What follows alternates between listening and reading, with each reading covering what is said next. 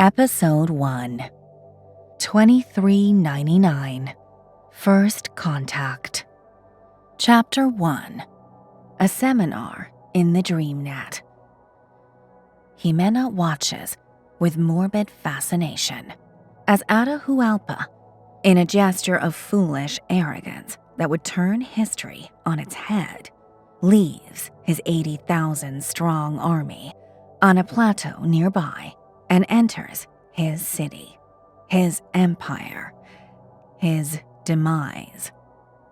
The Inca's retinue marches slowly and full of confidence through the narrow streets.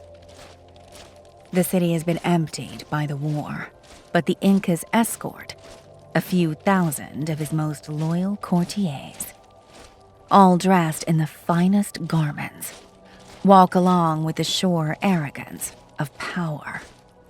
Some carry fine discs of pure gold on their heads. Others, adorned in cloths of patterned colors, sing songs of praise. And in the middle of it all, the Sepa Inca himself, Atahualpa, godly power incarnate, surrounded by silver and fine feathers, and carried in a ceremonial litter by 80 of his most loyal servants. But crucially, nobody carries weapons. Why? Jimena asks herself. What were you thinking, Atahualpa? You knew there were less than 200 of those exotic bearded foreigners you've heard were roaming your lands, didn't you? And they sent word they were keen to join your glory, didn't they? Were you that curious? Were you really that sure that they would cower to your godly splendor? The retinue arrives at the open city square and stops. Nobody moves. The singing fades. A lone Christian friar exits a nearby stone building and approaches the litter, carrying a cross and a thick book, his breath visible in the fresh winter afternoon. Jimena squints, trying to remember his denomination. A Dominican?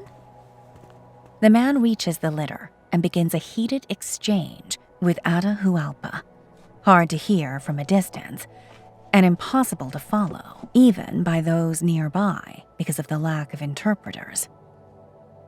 The friar is shouting the language of the conquistadors at Atahualpa, which Jimena's ancestors would understand, but sadly, she doesn't. The book finally reaches the Emperor's hands, who stares at it like it were a fistful of live worms, and drops it dismissively. There's a long silence, like destiny holding her breath. Jimena's eyes widen with anticipation. The friar gives out a sudden shout of outrage, and the ambushing warriors begin to pour into the open square from within the surrounding buildings and alleys. Impregnable in armor and helmets of dirty steel, lean swords in their hands, and soulless greed in their eyes. It is a terrifying view. Some ride imposing war horses, creatures of hell from the looks of their petrified victims. They charge, outnumbered 1 to 40. And the slaughter begins. Horror and yells of desperation echo against the small buildings as the lives of myriads of unarmed nobles and slaves are slashed with industrial efficiency, a machine mowing the elite of an empire. And it takes time to kill, Jimena thinks, as she watches the dread of sure death reflected in thousands of eyes around her. Cannons are hastily pulled out of the stone building, together with a detachment of gunpowder-spitting arquebuses, and join the killing frenzy with explosive devotion. Jimena almost looks away. Almost. But her professional pride keeps her mind focused and her eyes disciplined. The smell of blood, gunpowder, and feces fills the air. She wonders how the doomed victims are experiencing the sudden shattering of everything they knew sure in their primitive world. The unfathomable chaos, the mythic beasts, the deadly shooting, the smoke, the violence against their god emperor. Some are surely going mad. A mercy, perhaps. As the armored warriors reach the fringes of the Inca's litter, his 80 chosen carriers, all dressed in the same fine gowns of the deepest blue, hold their stands with stoic fatalism, faith and loyalty written across their faces. They will carry their god all the way to the underworld, Jimena thinks. The foreign swords hack arms and hands with relentless zeal, eager to make the litter stumble and fall. They want the Inca. They need him alive to conquer everything they wished for.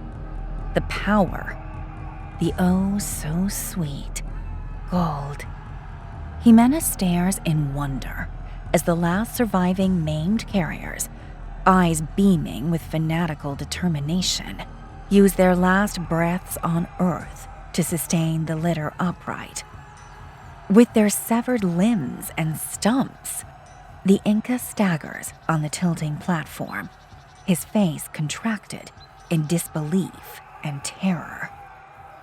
Ah, here you are. The sudden voice of Jimena's grandfather makes her jump. What are you watching? Jimena makes a quick gesture with a finger, and the gory scene around her comes to a sudden, digital halt. Even the stench vanishes. A date and time briefly blink at the lower right corner. 20th of December, 2515, 1655. She removes her visor glasses. Abuelo! She smiles at him. You scared me.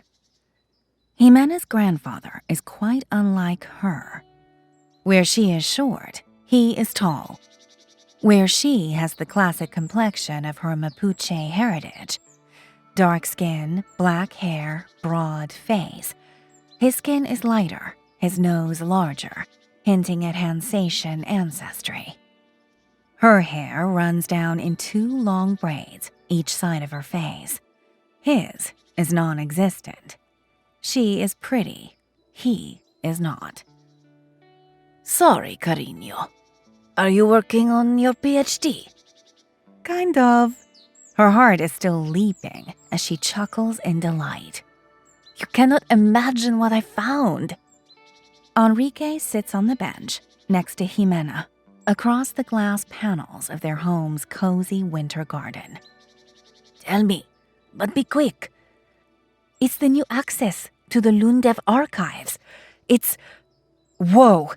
I can access all their historical documents, abuelo. Everything! So easy to do research with this wealth of material. So...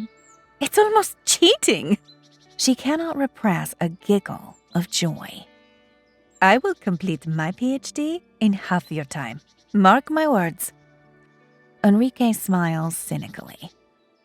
Don't get your hopes up. I bet the Townsend University staff has no clue that their global program students have this sort of unrestricted access. Wait till they find out. Why would they care? This is an opportunity for everybody at the university. Wait till I show them. Enrique scoffs and looks at the visor glasses. What were you watching? Atahualpa and Pizarro in Cajamarca. Amazing! I found the sensorial dramatization by Professor Miyagi. Kenji Miyagi? Enrique raises his eyebrows. The Miyagi. Jimena nods. Unpublished, purely academic. Spectacular, too. But it looks a bit, Yes? I don't know. Jimena wets her lips. It's hard to find the right word. Imaginative? Imaginative, huh? A strange way to describe the work of the greatest historian alive. I know, she admits with a shrug. But it looked more like a fantasy than history. It glorified the barbarians. They seemed more civilized than the conquerors. Can you believe it? Enrique nods sadly at her. Reminds me of some old papers an old lady brought to me when we moved to Entre Lagos. We were the first historian family ever in the colony. I had little time to study them before they were taken out of my reach. His eyes glide along the pines on the garden outside the glass panels. Fantastic they were. He nods slowly to himself. Here, look. Jimena passes her visor glasses to him, but he catches her hand. No, Jimena. That's all very nice, but there is no time. It is almost 5. What? A surge of adrenaline makes her stand. Oh, Goa, I lost track of time. Go, you can't be late to enrollment. This is your one moment, Carino. The global program and the collaboration with the most prestigious university in the world. And Kenji Miyagi, no less, is the opportunity of a lifetime. His eyes sparkle with pride. You are our legacy, mi vida. You'll make the finest historian our family, no, the whole Andean Imperium has ever seen. Jimena is about to run, but hesitates. Abuelo, you are the finest historian. Don't. Enrique shakes his head and gently pushes her into motion. You are just 27. Go, Mercy. You still don't know how much you don't know. I hope you learn that from Miyagi, and then more that you can teach me. Now quick! Run before your future shuts! Jimena leaps away and into the living room. As she runs across the open space, she doesn't have time to wonder where everyone is. At this time of the early afternoon, at least one of her parents, or possibly her brother and Ramiro, his lover, would be hanging around, lying on the sofa, Sensonet visors on their heads, watching the world, listening to music, gaming with strangers, usual life. But there is a tension in the air, subliminal, that melts with her haste and leverages her already considerable anxiety. Jimena's eyes flinch over to the digital hour on the glass window as she exits the living room. 16:57. Oh, Goa, oh, Goa, oh, Goa. 3 minutes. 3 minutes to make it to the new auditorium recently created for the global program. 3 minutes to meet the world-famous Professor Kenji Miyagi. That is, if she makes it in time. Oh, Goa, she won't make it. She reaches the staircase and runs up in leaps of 2, a sweat breaking on her forehead. Why did I get distracted like that, Goa's Merci? It's always been her problem, losing herself in her obsessions. She shudders at the thought of missing the chance of a lifetime. If Abuelo had not come for her, the global program could really pull her historian career out of the imperial level, where she and her family has always lingered, and onto the international stage. She has the unique chance to put the name of the Apulan family on the lips of academia worldwide. She can't afford to arrive late. Jimena trips on the last step and falls flat on the upper hallway. Go, damn it! She stands, ignoring the pain, and runs. Her room is at the end of the corridor. Her door, which she painted pink when she was a little girl, is half open. She pushes it and throws herself in. Her family, bar abuelo, is there, staring at her with love and hope. Abuela, Mama, Papa, and her stupid brother Antonio. Well, he's not that stupid. He's actually okay. They are all standing around her woosark, expectant. What? Jimena cannot finish her sentence before Mama embraces her fiercely. We are so proud of you, she says, tears in her eyes. She resembles both Abuelo and Antonio, with her tall, sharp, Hans-Asian features. But hurry, cariño, Papa says. He and Abuela, on the other hand, are, like Jimena, pure pre-Columbian indigenous beauty in different shades of wrinkling. Papa raises his finger at the clock on the woosark's side table. 16:58. No time! Damn!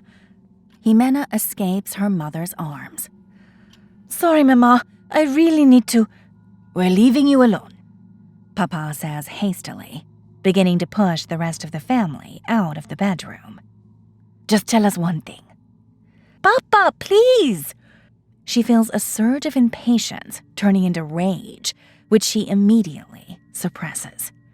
It's just her family being her family. What is it? Sorry, but we need to, How long will you be asleep? Jimena stares at the clock, eyes wide with stress, so it's hard to focus. It's a long-format seminar, several uninterrupted dream days long, but for those awake, just 10 hours. So, until about 3 a.m., you'll be sleeping. No, Papa says. I'll be awake. He looks at the others as they leave the room. And I suspect I'll not be alone. Sweet dreams, he whispers with a wink and shuts the door. Finally! She hastily takes off her robes and lies on the copper-like shiny surface of the woosark. The metallic-looking material immediately reshapes to fit her body, engulfing her in a familiar wave of release and comfort. Her body relaxes in an instant. She cannot avoid a last peek at the bedside table. The time on the clock changes. 16:59. Jimena shuts her eyes and takes a deep breath, trying to rein in a sudden surge of nerves, and speaks the mental command.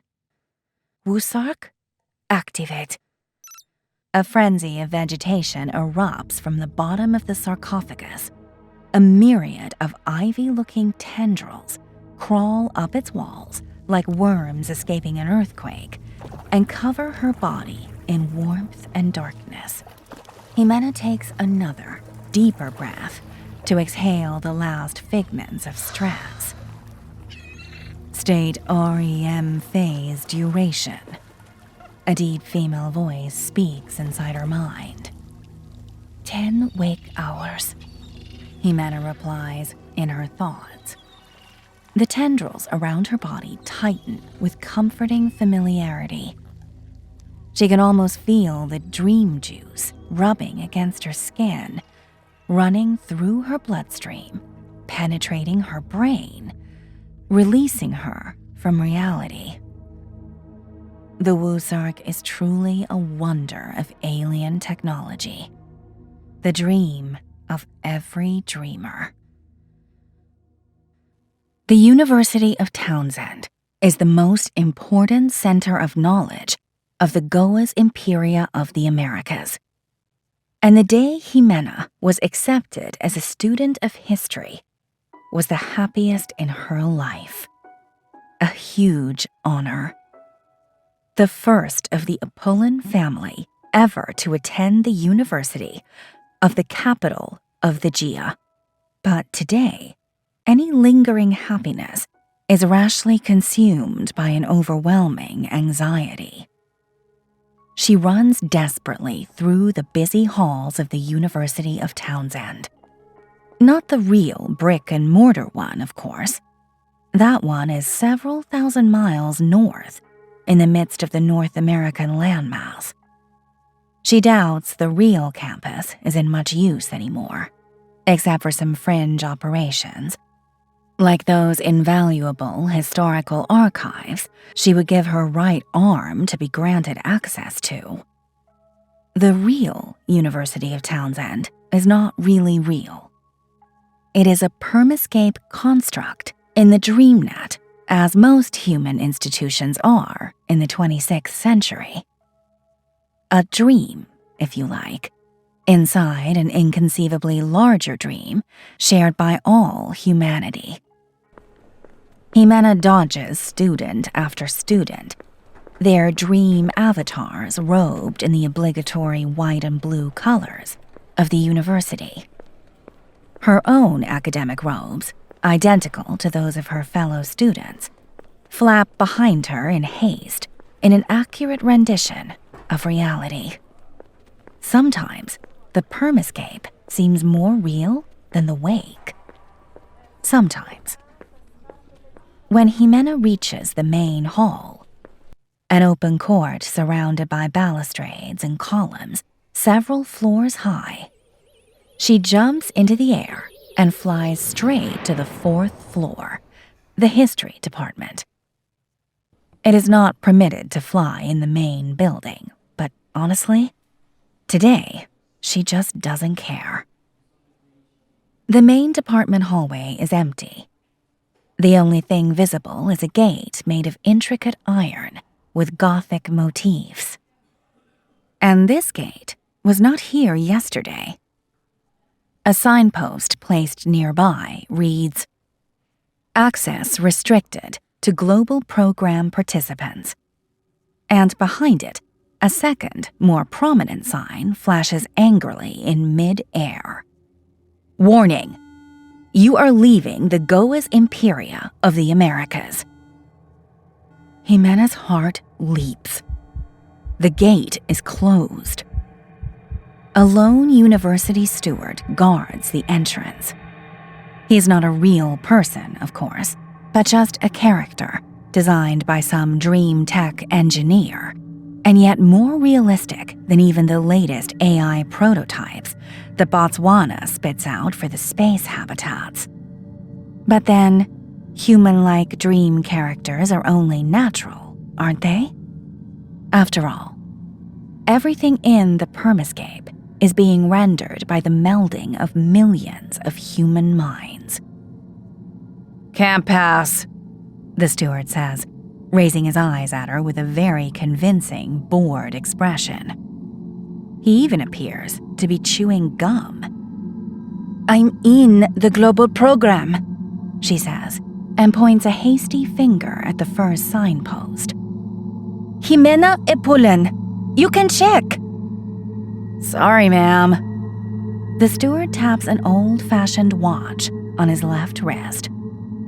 "Seminars started." "No!"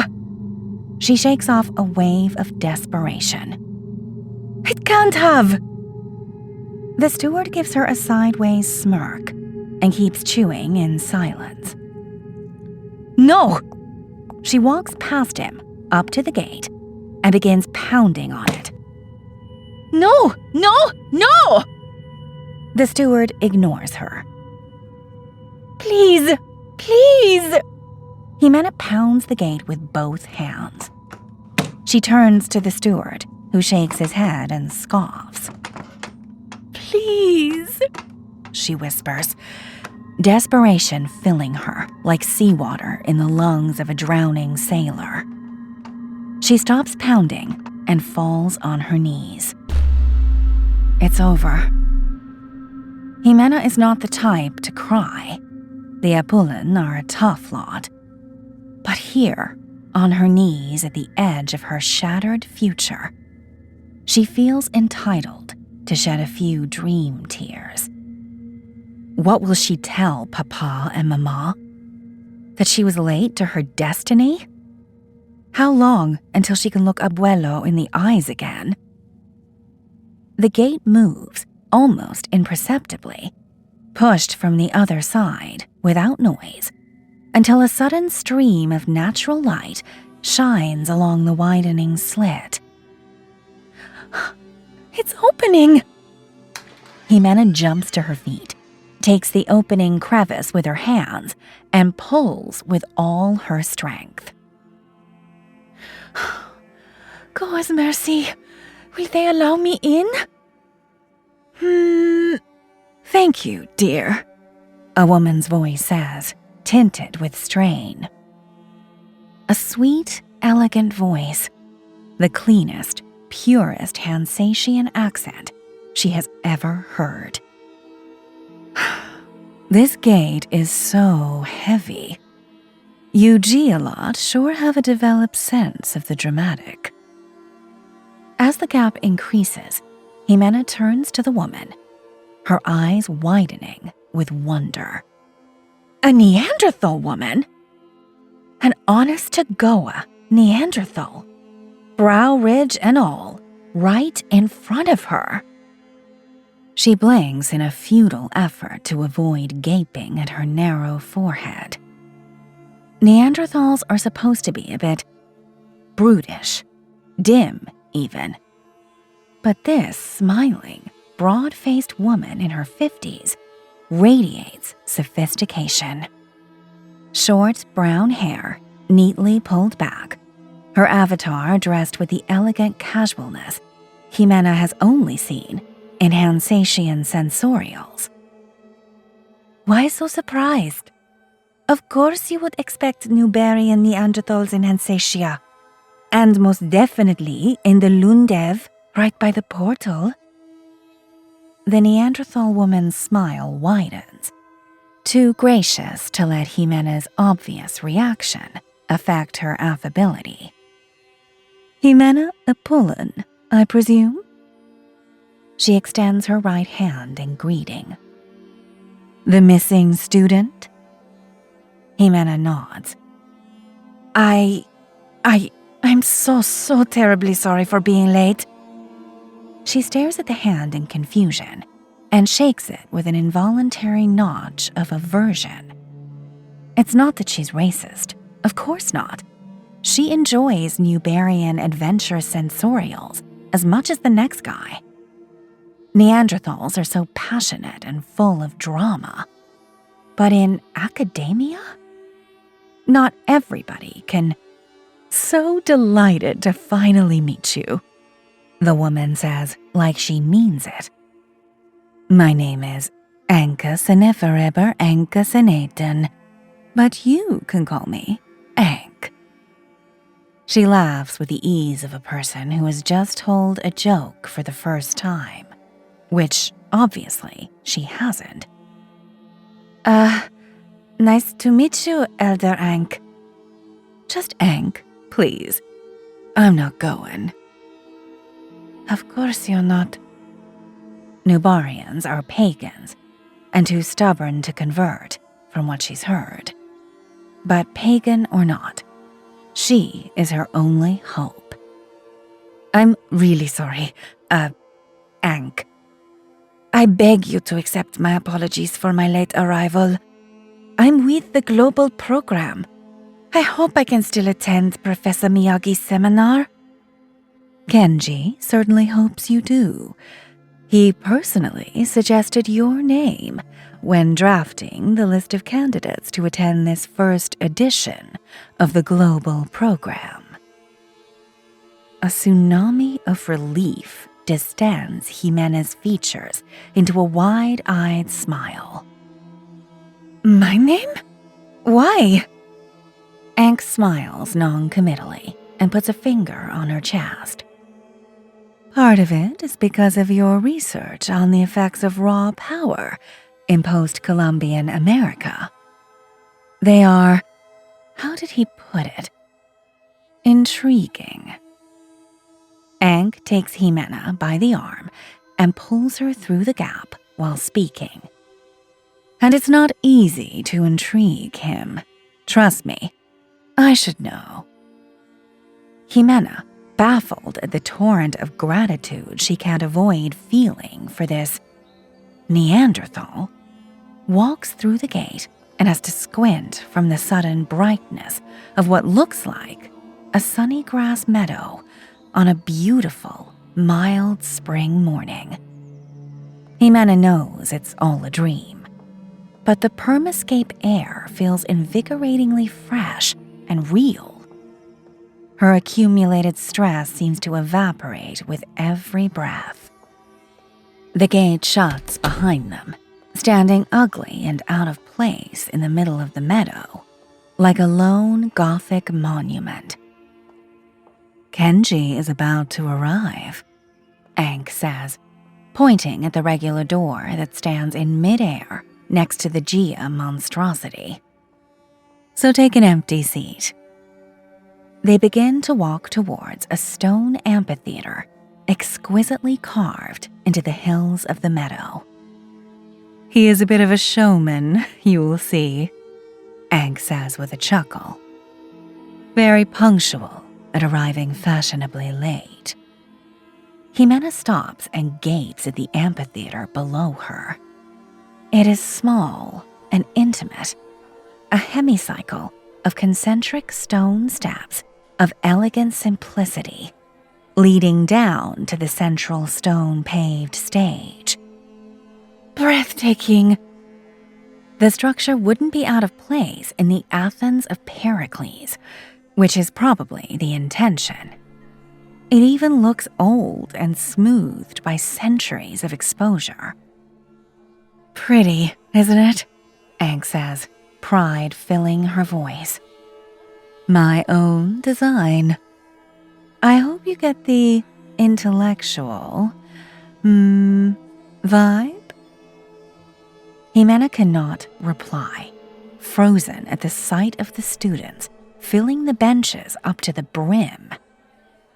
There must be over 100 of them. Those sitting closer to her are easily recognizable as Townsend students, her own people, wearing the familiar white-blue robes with somber patience. The other students, though, more than half by the looks of it, whoa! They're wearing the weirdest avatars she's ever seen. Each different from their neighbor, a chaotic mesh of excited chatter and electrified anticipation. Most avatars she doesn't recognize, probably cultural references to obscure Hansatian sensorials she's never heard of. There are a few more classic-themed avatars she can at least identify. There is Batman. Over there, a don't panic green smiling globe. That one is definitely Michael Jackson. And there sits, Abraham Lincoln, no less. The Lundev students are a very colorful lot indeed. And she now notices almost half of them are Neanderthal, including Lincoln. There aren't any empty places, Jimena says, browsing the busy place. But it's fine. I can sit on the stairs. No need, dear. There's one place per student. I made sure of it. She puts her hands around her mouth and shouts with a voice that would make Jimena's favorite fishmonger proud. Your attention, please! Raise your hand if there is an empty spot beside you.